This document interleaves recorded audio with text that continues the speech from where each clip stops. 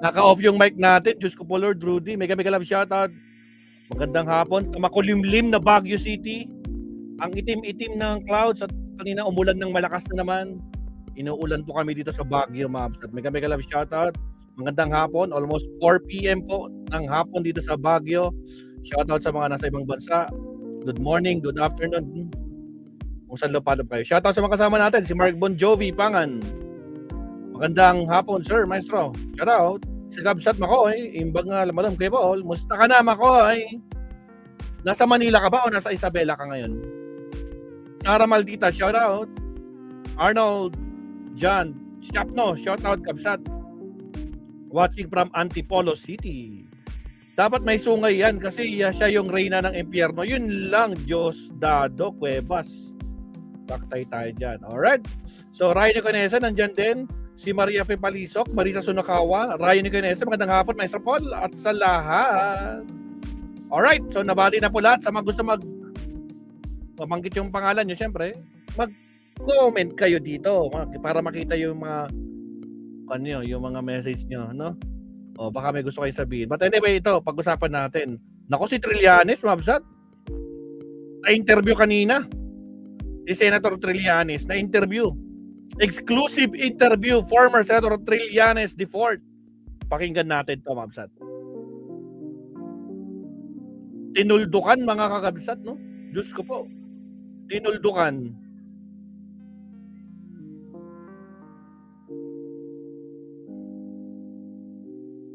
Wait lang, nakalimutan ko ipakita yung thumbnail natin. Ito, Mabsat, oh. Naka po, Senator Trillanes, tinuldukan ng pagkasabog ni Pulong sa ICC warrant ni Bongo at impeachment ni Sara. Ay, grabe naman. Pinaiyak mo na naman sila, Trillanes. Huwag naman ganyan. Kaya busit na busit yung mga garapata dito eh, di ba? Nako, watching from Batangas. Eulogio Palamat Tolentino. Shoutout sa iyo, Kabsat. Okay. Pasukin na. Senator Trillanes, pasok. Full. Exclusive interview. Pasok. Nasa ating linya na ang binabansagang sheriff ng International Criminal Court, former Senator Antonio Trillanes IV. Senator Trillanes, sir, magandang umaga po. Magandang umaga po sa inyo, Lakay Deo at sa ating mga listeners. Mga Kabsat, baka naman, no? Shoutout sa 70 live viewers. Umpisa pa lang tayo. Baka naman, huwag kalimutang mag-like. Like po tayo and subscribe. Pati na rin po sa ating Facebook page. Shoutout sa inyo sa mga nanonood sa ating Facebook. May kopya na ba kayo ng arrest warrant laban kay Senator Bongo? Nako po! Ano po? Grabe naman yung tawa ni Senator Trillanes, no? May hawak ka na ba? Kasi hawak mo yung kay Bato de la Rosa eh. Isa-serve mo yung warrant sa kanya kaso nagtago. Kaya nga po pinabulaanan natin na hindi po totoo yun. Wala pa hong warrant na lumalabas. Opo. Paano ba yan, Pulong? Hindi daw totoo yung pinagsasabi mo at pinagsasabi mo, sabog ka nga. Huwag kasing ganon. Pati si John P. Crimolia, galit na galit ka.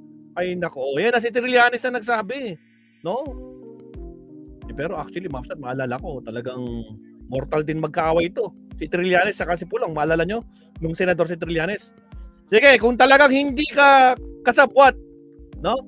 Ng triad, yung tato, ipakita mo yung tato mo para ipadikod natin yung tato mo. No way, ang sagot niya. No way. Ibig sabihin, guilty. Okay, pasok.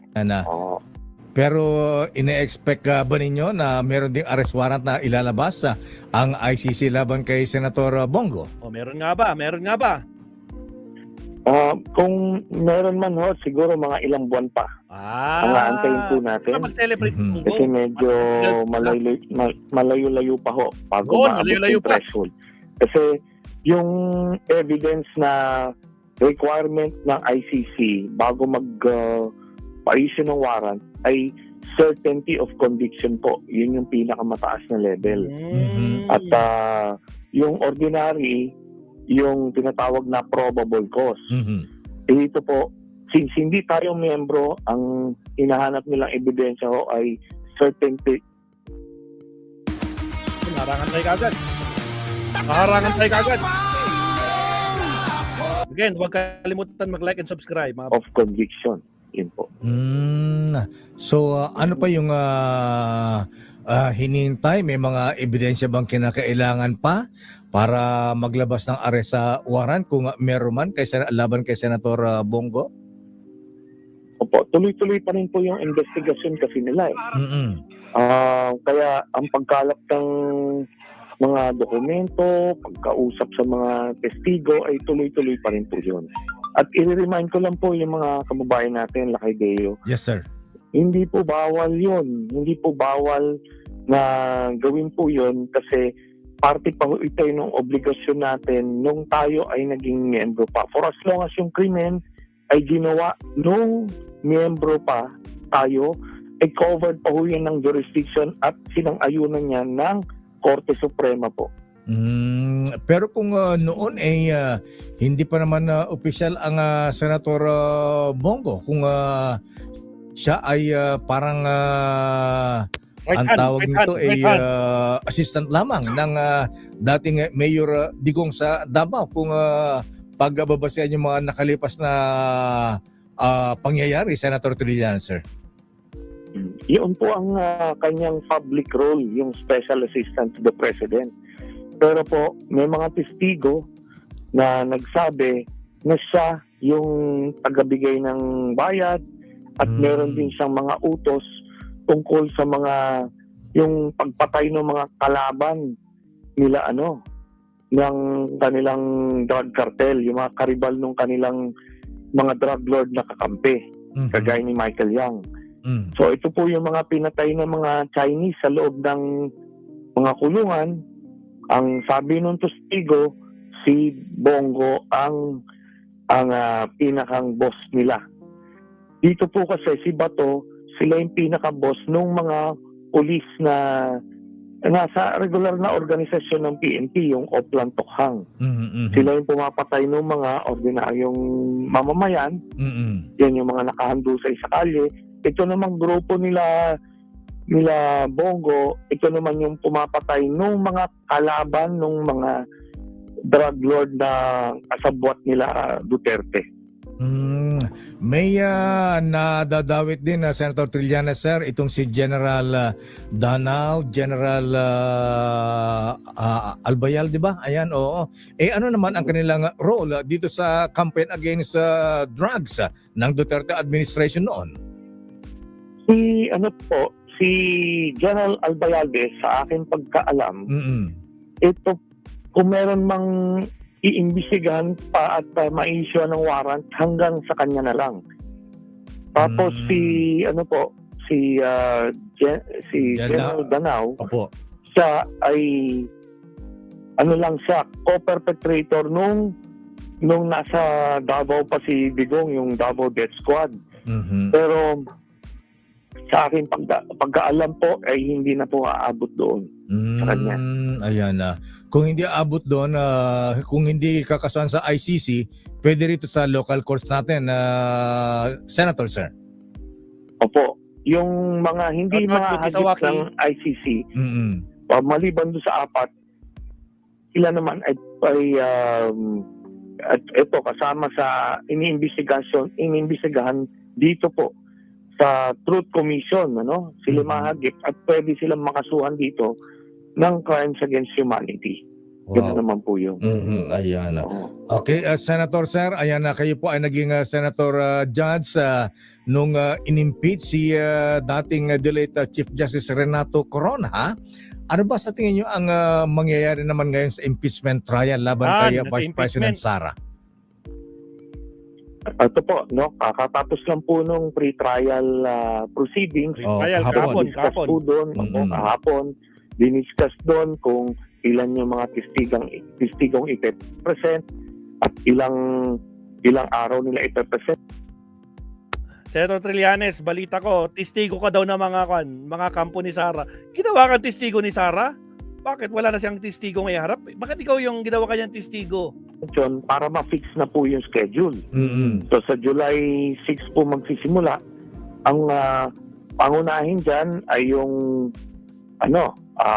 Sabi nila magtatalaga ng bagong presiding officer.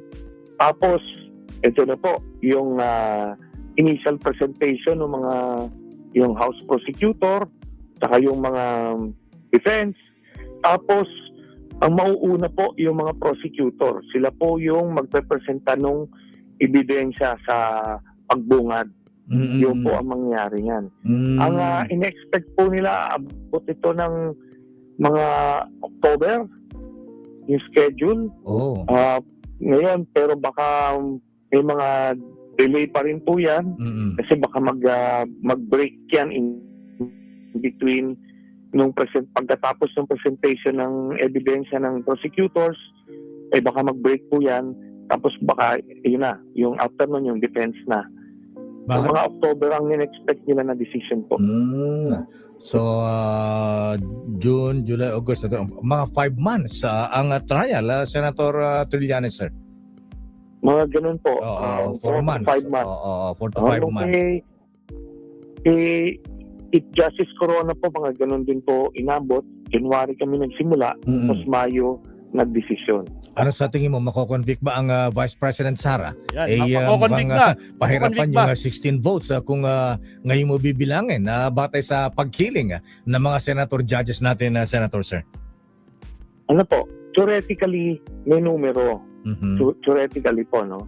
Pero ultimately, depende po yan sa ebidensya at kung anong impact ng ebidensya sa taong bayan.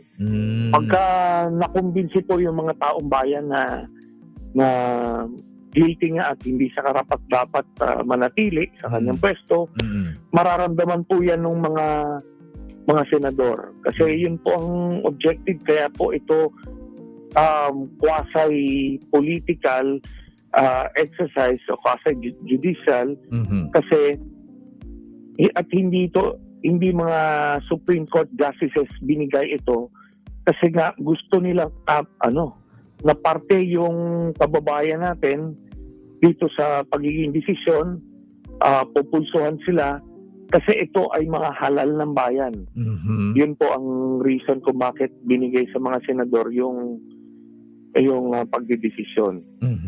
Ayan, lalo ngayon may mga senator judges na re-electionist sa 2028, Senator Sir. So, babantayan din yung kanilang magiging boto dito sa impeachment.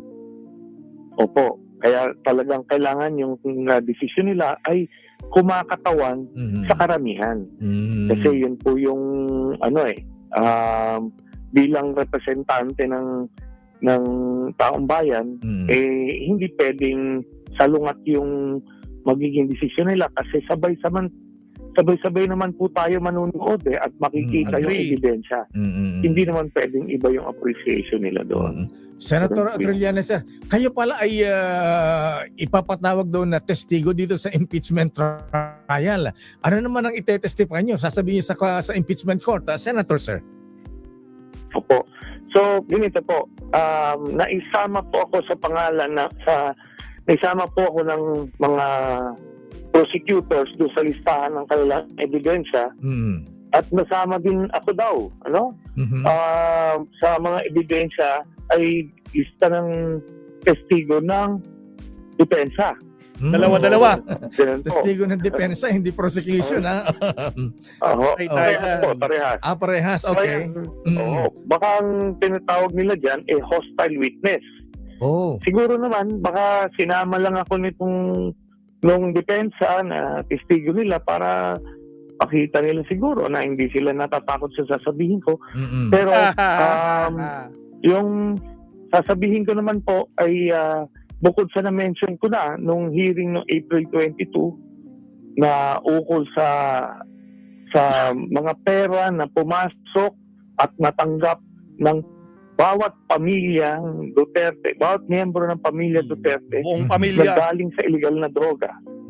Ando doon po, i-discuss ko po lahat ng mga pinagkaparahan nila noong mga panahon na yon para makita na ito talaga sila salungat doon sa pinoproject at pinaniwalaan ng mga kababayan natin itong pamilya Duterte ay involved sa illegal na droga. Nabanggit niyo yung hostile witness, Senator. Ano ba ang mangyayari sa isang hostile witness? Ano po yan? Pag sinabing hostile, ibig sabihin nun, hindi nila necessarily magiging pabor sa kanila o magpo-provide nung alibay nila o kung ano man. Kung hindi, maghahanap sila siguro ng butas dun sa mga Statement nyo, pahayag ninyo. sasabihin ko, gano'n. Baka ang sasabihin po nila dyan, primarily, lahat ng allegation ko ay bago pa maging Vice President si Sara. Therefore, hindi dapat, hindi Tanggapin dapat as evidence, sasabihin mo. as evidence. Oo. Mm. Pero, ang counter-argument po dyan ay ito ay krimen na ginawa. Karuma-dumal na mga krimen. Ngayon, makaka-apekto yan sa pagkatao or yung unfitness ni Sara Duterte to be in office. Kasi hindi naman common gumawa ka ng krimen before ka nag-Vice President, nahugasan yun. O na-absolve ka nung naging Vice President ka. Hindi. Ngayon lang natuklasan ng mga kababayan natin. Tama. Kaya krimen pa rin po yun. So yun po ang argument natin. At papakita nito yung pattern of behavior na ganito na. Nagtatago ka na ng illegal na yaman noon pa. Noon pa. Kaya sabihin nun, hindi kataka-taka na meron kang ganyan na gawain ngayon. Yun po ang established dyan. Okay. Yo. Senator Trillanes, sir, ayan, maraming salamat sa mapaliwanag. Thank you and good morning. Happy weekend. Good morning po sa inyo. Salamat, Senator Trillanes. No? Actually, meron nang sinabi si Attorney Poa. Binabanggit nga niya yan. Dapat daw, hindi daw kinakalkal yung mga dati na, yung matagal. No, hindi naman siya. Dapat lang daw, yung Vice President lang daw si Sara, mga kakabsat. Sabi ni Michael Poa kanina.